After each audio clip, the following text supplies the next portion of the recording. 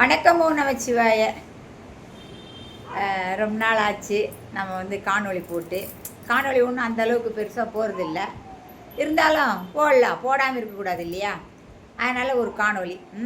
சரி, இப்போ இந்த காணொளி தலைப்பு என்ன தெரியுங்களா? நிலாச்சோறு. இது என்னங்க நிலாச்சோறு அப்படின்னு நீங்கள் கேட்கலாம். ஒரு ஒரு செயலுக்குமே ஒரு ஒரு காரணம் இருந்தது. அந்நாட்களில் நம்ம பெரியோர்கள் முன்னோர்கள் செய்த ஒரு ஒரு செயலிலும் ஒரு ஒரு காரணம் இருந்தது. அந்த வகையில் இந்த நிலாச்சோறு அப்படின்ற ஒரு விஷயம் இருக்குது இல்லைங்களா? இதுலேயே காரணம் இருக்குது. பொதுவாக நிலாச்சோறு அப்படின்னு பார்த்தீங்கன்னா, பௌர்ணமி அன்னைக்கு எல்லாம் சமையல் செய்து ஆத்தங்கரையில் போய் தன்னுடைய குழந்தைகள், பக்கத்து வீட்டுக்காரர், நான் கிராமமாக இருந்தால் எல்லாருமா சேர்ந்து உட்காந்து தங்களுடைய உணவுகளை பரிமாறிக்கொள்வார்கள். சந்தோஷமாக அன்றைய இரவு அங்கு ஆற்றங்கரையில் கழிப்பார்கள். இது நம்ம பண்டை காலத்தில் இருந்த ஒரு பழக்க வழக்கம். இப்போ இருக்குது அப்படின்னு நீங்கள் நினைக்கிறீங்களா? இல்லை, இப்போது இந்த பழக்க வழக்கங்கள்லாம் இருக்கா அப்படி பார்த்தா இல்லைன்னு தான் சொல்லணும். நான் எதாவது தப்பாக பேசியிருந்தேன், நான் மன்னிச்சிடுங்க. இந்த நிலாச்சோறுன்ற கான்செப்ட் எப்படின்னா, நிலவை பார்த்து கொண்டே சாப்பிடுவது, அந்த அட்மாஸ்பியர், அதாவது அந்த சூழலை ரசித்து கொண்டே சாப்பிடுவது என்பது ரொம்ப ஒரு எனர்ஜெட்டிக்கான ஒரு விஷயமா இருக்கும். இப்போவும் நாம் பௌர்ணமி அன்று சில கோவிலெல்லாம் உங்களுக்கு கண் விழித்து கொண்டிருக்கிறார்கள் இல்லையா? இதற்கெல்லாம் காரணம்லாம் நிறைய இருக்குது. என்ன காரணம் எனக்கு தெரிஞ்சதை நான் சொல்கிறேன், சரிங்களா? பொதுவாக நம்மளுடைய உடம்புக்கு சக்தி தேவைப்படுது. நீர் சக்தி, நெருப்பு சக்தி, காற்று சக்தி, ஆகாய சக்தி, அப்படியான நிலம், மண் சக்தி, இது எல்லா சக்தியும் நமக்கு கிடைச்சாதான் நாம் இந்த உலகத்தில் நல்ல ஆரோக்கியமான வாழ்வு வாழ முடியும். நிலம் என்பதும் கெட்டு போயிடுச்சு இப்போ இல்லைங்களா? மண் ரொம்ப கெட்டு இருக்குது. அதாவது மண் கெட்டு இருக்குன்னா மண்ணல்ல, நம்ம உடம்பு கெட்டு போயிருக்கு. எதனாலன்னா ஃபுட் ஐட்டம்ஸ் சரி கிடையாது, அதனால் கெட்டு போச்சு. அதுக்கப்புறம் பார்த்திங்கன்னா காற்றுலேயும் நம்மளுக்கு நிறைய மாசுக்கள் இருக்குது. அதனால் அந்த சக்தியும் நமக்கு சரியாக கிடைக்கிறது இல்லை. நீர் சக்தி, இந்த நீர் சக்தியை பற்றி கூட நாம் நல்லா பேசலாம். அந்த காலத்துலலாம் எப்படி இருந்ததுன்னா, ஆற்றுலேருந்து தண்ணி எடுத்து குடிப்பாங்க, கிணற்றுலேருந்து தண்ணி எடுத்து குடிப்பாங்க.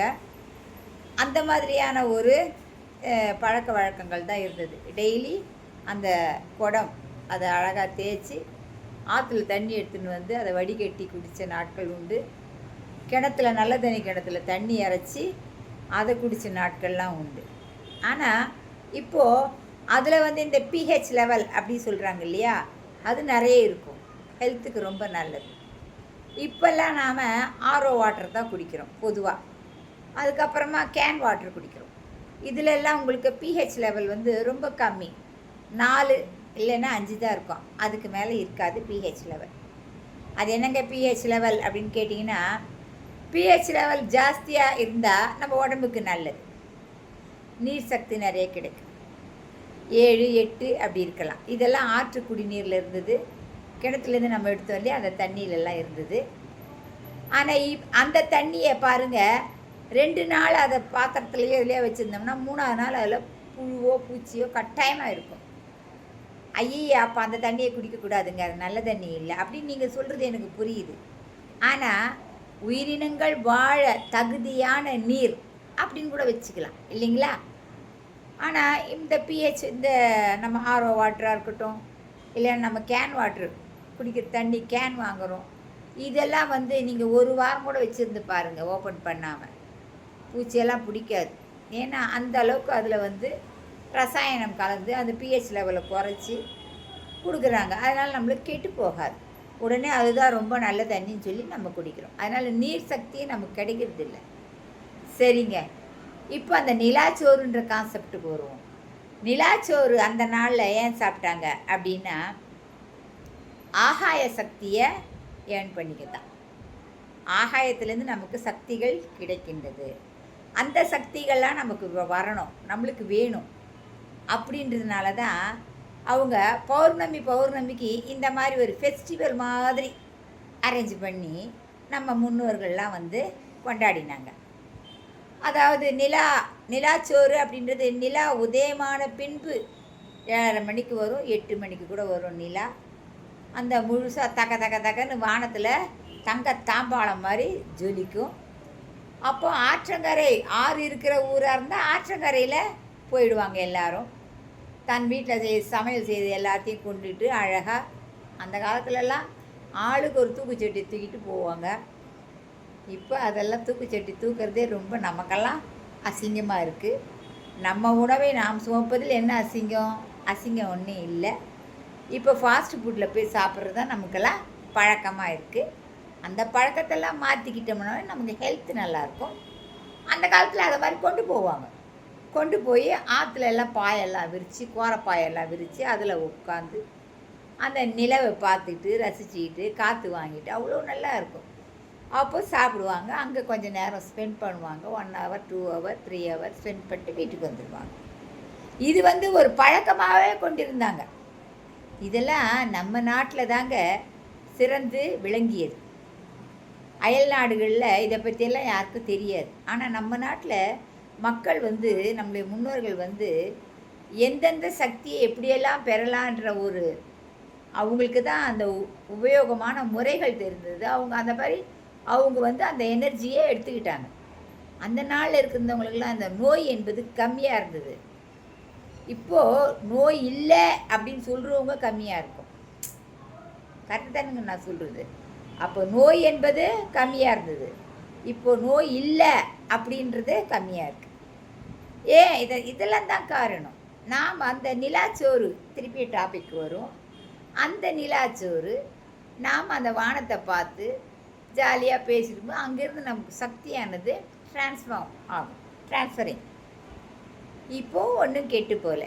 உங்களால் முடிஞ்சால் ஈவினிங்லேயோ இல்லை மார்னிங்லேயோ நடுவில் வெயில் நேரத்துலலாம் இல்லை, ஏர்லி மார்னிங்கில் ஒரு நைட்டு இந்த மாதிரி டயத்தில் ஒரே ஒரு 5 நிமிஷம் வானத்தை அண்ணாந்து பார்த்து உங்கள் சக்தியை எனக்கு கொடுங்க அப்படின்னு ஆகாயத்துக்கிட்ட நீங்கள் கேட்கணும். மனசால் ப்ரே பண்ணிவிட்டு அப்படியே ஒரு 5 நிமிஷம். இது கூட வேடிக்கை பார்க்க முடியாது வானத்தில். அந்த நாளில் மொட்டை மாடியில் படுத்து தூங்குற தூக்கம்லாம் இருந்தது இல்லையா? நமக்கு எவ்வளோ நேரம் வானத்தை பார்த்துருப்போம். அப்போல்லாம் அந்த சக்தி எனர்ஜி நமக்கு கிடச்சிது. வாசல்லலாம் மெழுகி இருப்போம். நேராக எல்லோரும் பாய் போட்டு வாசலில் படுத்து அப்பா காவலுக்கு கட்டிலில் படுத்துருந்த நாட்கள்லாம் உண்டு இல்லைங்களா? எனக்கு இருக்குது, உங்களுக்கும் இருக்குன்னு நினைக்கிறேன். அந்த மாதிரி இருந்த நாட்கள்லாம் இருக்குங்க. அப்போல்லாம் நமக்கு ஆகாயத்துலேருந்து எனர்ஜி பவர் கிடச்சிது. இப்போது எந்த பவரும் இல்லை. நாம் உள்ளே உட்காந்து எலக்ட்ரிக் பவரை தான் யூஸ் பண்ணிக்கிட்டு ஏசி ரூமில் உட்காண்ட்ருப்போம். அதனால் உடம்பு ஃபுல்லாக வியாதி தான் வருதே தவிர நம்மளால் சந்தோஷமான வாழ்க்கை வாழ முடியல. கரெக்டு தானுங்களே? தப்பாக இருந்தால் மன்னிச்சிடுங்க.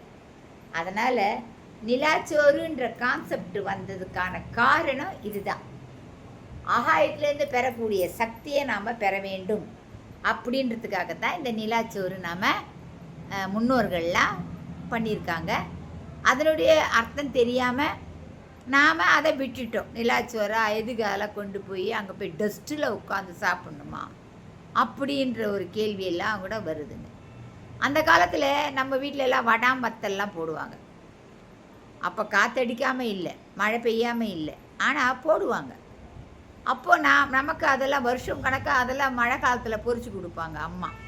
மழையாக இருக்கும். அப்போ என்ன பண்ணுவாங்க, வீட்டில் போட்டு வச்சுருந்த வடாமெல்லாம் இருக்கும், அதெல்லாம் போய் பொரித்து கொண்டு வந்து கொடுப்பாங்க. நாம் சாப்பிட்ருப்போம். எங்களுக்கு அந்த சுட சாப்பிட்டா சூப்பராக இருக்கும். ஆனால் இப்போல்லாம் வடாம் போடுறோன்னு யாராவது ஆரம்பித்தால ஐய ஒரே டஸ்ட்டு பொல்யூஷன், யாரும் போடாதீங்க, அதெல்லாம் வேணாம். கடையில் வாங்குகிற சிப்ஸு தான் இப்போது பிரபலமாக இருக்குது. இப்போவும் நாம் அழகாக போட்டு பாதுகாப்பாக எடுக்கலாம் வடாமத்தெல்லாம், ஆனால் எடுக்க மாட்டாங்க. அது மாதிரி நம்முடைய எல்லாமே மாறிப்போன மாதிரி நம்மளுக்கு ஆகாயத்துலேருந்து கிடைக்கக்கூடிய சக்தியானது பௌர்ணமி அன்று நிலாச்சோறு சாப்பிட்டு பெறுவது மிகவும் உன்னதமான ஒரு செயல். நாம் அதை எல்லாரும் செய்யணும். ஜஸ்ட் ஆரம்பிக்கலாம். என்னை பொறுத்த வரைக்கும் இந்த காணொளியை பார்க்குறவங்க நிறைய பேர் இருப்பீங்க. உங்களால் முடிஞ்சால் நிலாச்சோறு சாப்பிடுங்க. உங்களுக்கு மொட்டை மாடி இருக்கா? மொட்டை மாடி போதும். இந்த காலத்தில் ஆற்றங்கரை குளத்தங்கரையை தேடி போக முடியாது, வயல் தோட்டங்களை தேடி போக முடியாது. இன்றைக்கி இருக்கிற ஒரு ரொம்ப வெரி அர்ஜெண்ட்டான உலகம் இது. அதனால் நீங்கள் உங்கள் வீட்டில் மொட்டை மாடி இருந்தால் போதும். நீங்கள் எல்லாமே சமையல் பயிர் செய்து மேலே கொண்டு போய் வச்சு நிலா வந்த பிறமா உங்கள் வீட்டு குழந்தைங்கள உட்கார வச்சு அழகாக அவங்கள கையில் உருட்டி போட்டு சாப்பிட சொல்லுங்கள், கதை சொல்லுங்கள், அவங்கள நிலாவை பார்க்க சொல்லுங்கள். இதெல்லாம் நீங்கள் செஞ்சீங்கன்னா நாம் கொஞ்சமாவது பின்னோக்கி அப்படியே கொஞ்சம் பின்னோக்கி போவோம். ஆரோக்கியத்தை கொஞ்சம் பெறுவோம், சக்தி ஆகாய சக்தியை பெறுவோம். சரிங்களா? யாராவது இதை பண்ணிவிட்டு வீடியோ போட்டு யூடியூப்பில் போடுங்க. உங்களை பார்த்து 4 பேர் அதை பண்ணுவாங்க. அது பண்ணுறனால நல்லது தானே பண்ணுறோம், கெடுதல் பண்ணல இல்லையா? யாராவது பண்ணுங்க, யூடியூப்பில் போடுங்க, நிலாச்சோறு போடுங்க. நிலாச்சோறு போட்ட உடனே பீச் இருக்கிறவங்க பீச்லேயும் போய் சாப்பிட்லாம் நிலாச்சோறு. சரிங்களா?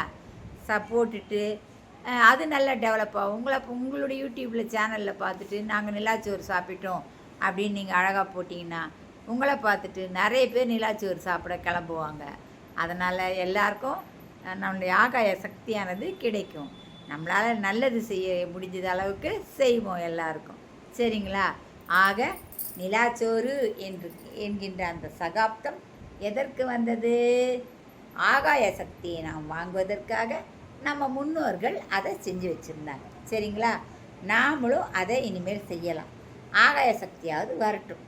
எதுக்கு இந்த ஆகாய சக்தி? அது சொல்ல மறந்துட்டேன், ஐம் சாரி. எதுக்குன்னா தூக்கமே வரமாட்டேங்குது அப்படின்னு எல்லாருமே புலம்புறோம்ல. நாம் நல்லா தூங்குறோம்னா அதுதான் ஆகாய சக்தி.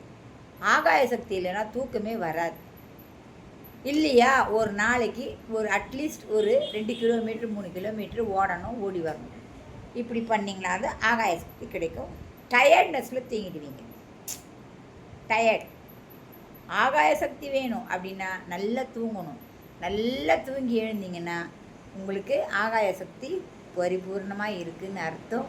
தூக்கம் இல்லாதவங்க இதை மாதிரி ஆகாய சக்தியை வாங்குங்க. ஆகாயத்தை பாருங்கள், டெய்லி ஒரு 5 நிமிஷம் பாருங்கள், ஆகாய சக்தியே பெறுங்க. அப்படி இல்லைன்னா பௌர்ணமியில் போய் பௌர்ணமிக்கு போங்க, பீச்சிலேயே உட்காருங்க, மொட்டை மாடியில் உட்காருங்க, குடும்பத்தோடு சாப்பிடுங்க. ரொம்ப சந்தோஷமான நிமிடங்களாகவும் இருக்கும் அது. அதே டயத்தில் நம்மளுக்கு ஆகாயத்துலேருந்து சக்தியை பெறக்கூடிய நாளாகவும் இருக்கும். சரிங்களா? இது சொல்லிட்டேன், வேறு எதுவும் இல்லை. அடுத்த காணொளி மீண்டும் சந்திப்போம். வணக்கம்.